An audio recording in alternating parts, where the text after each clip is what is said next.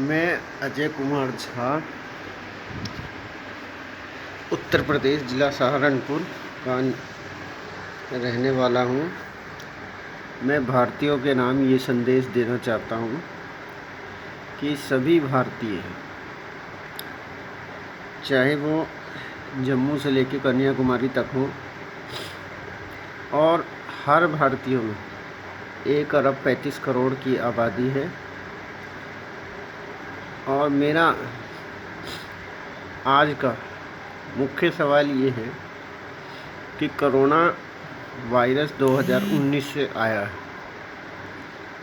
और भारत में 22 मार्च 2020 को लॉकडाउन हुआ था।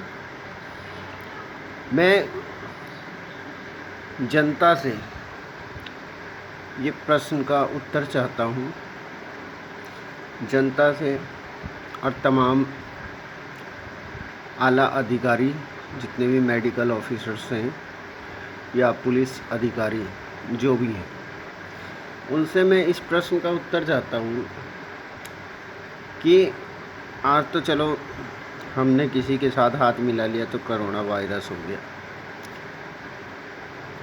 आज हम किसी के साथ खाना खा लेते हैं वायरस हो गया, हमें नज़ला जुकाम आता है वायरस हो गया।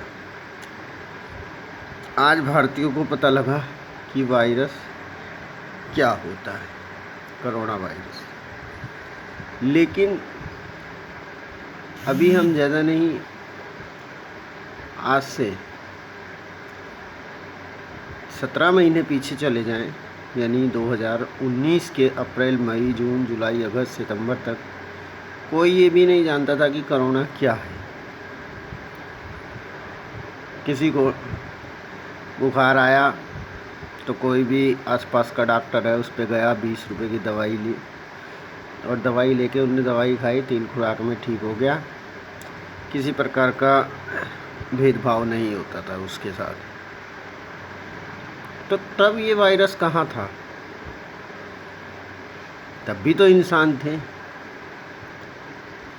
ये वायरस कहाँ था उस समय? और आज कोई गलती से भूला भटका सरकारी हॉस्पिटल में चला गया इस चीज़ को पता लगाने कि क्या मुझे वायरस है, तो एकदम से एक सलाई निकालते हैं, नाक में डालते ही कह देंगे हाँ आपको वायरस है, आप दूर हटो। इस तरह से व्यवहार करने लगेंगे उसके साथ जैसे कि उनने कोई क्राइम कर दिया हो। क्या ये व्यवहार उचित है? क्या ये व्यवहार उचित है? मैं हर एक से पूछना चाहता हूँ। हर एक के ऑफिस में नोटिस चला जाएगा जो भाई वो कोरोना वायरस है, तुरंत फ़ोन हो जाते हैं। हर जगह सीपे सलार खड़े रहते हैं जो भाई वो वायरस से पीड़ित है। चलो वो है वायरस से पीड़ित, लेकिन वो जहाँ रोज़गार कर रहा है उसका रोज़गार छूटता है, उसके रोज़गार की भरपाई सरकार क्यों नहीं करती?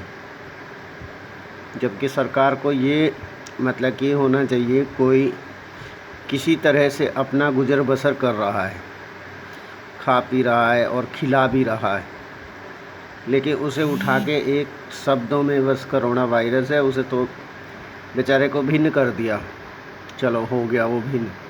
भिन्न होने के बाद वो या तो अपने घर आएगा अगर उसका घर सही है, मजबूत है, अगर नहीं तो वो बेचारा अस्पताल में जाएगा, वहाँ तो 100% और बीमारी लेगा और जहाँ तक उसकी मौत भी हो सकती है।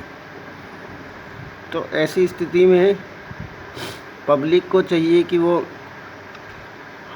सरकार से, अपने क्षेत्र के एमएलए से, अपने ज़िले के सांसद से, अपने डिस्ट्रिक्ट सीएमओ से, अपने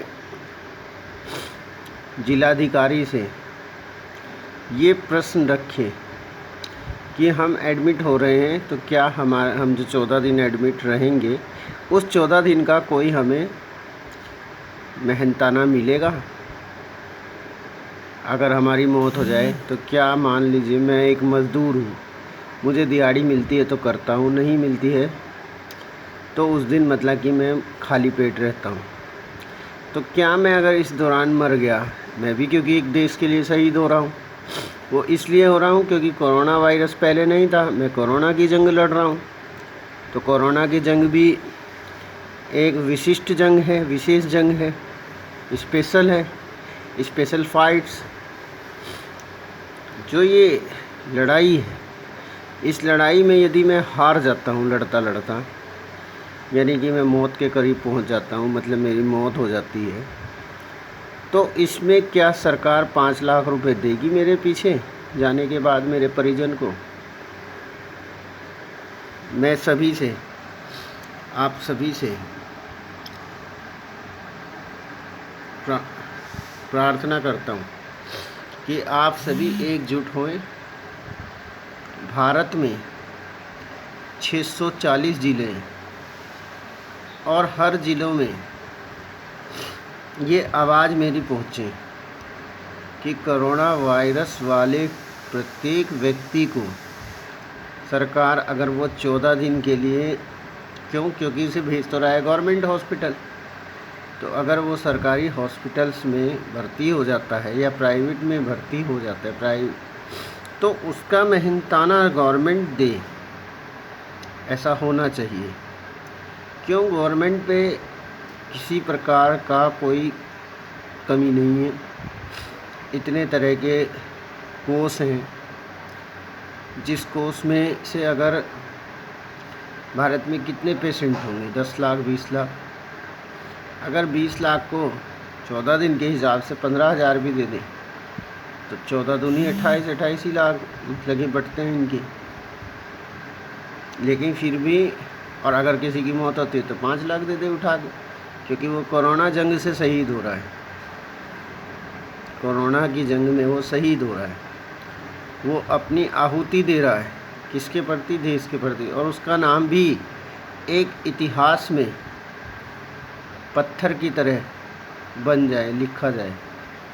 हाँ, सन 2020 में भारत में कोरोना आया था और उसमें शहीद होने वाले का नाम ये है, ताकि आने वाली पीढ़ियाँ और जो वर्तमान में पीढ़ी है, जिन बच्चों का जन्म सन 2005 से लेके 2020 तक हो रहा है, ऐसे बच्चे मतलब इस चीज़ को ज्ञात रखें जो हाँ भाई एक भारत में कोरोना वायरस आया था और उसमें कोरोना वायरस में हमारे देश से या हमारे घर से, जिनके घर से मौत हो जाती है, हमारे दादा या हमारे जो भी हैं, उनकी डेथ हुई थी और उनको जो है सपोर्ट मिले। आप लोग मेरा साथ दें इस लड़ाई में, सभी मिलके लड़ते हैं इस जंग को। हराना है कोरोना को, और कोरोना से यदि हम हारते हैं तो हमारा हट जाना सरकार दे। जय हिंद, जय भारत।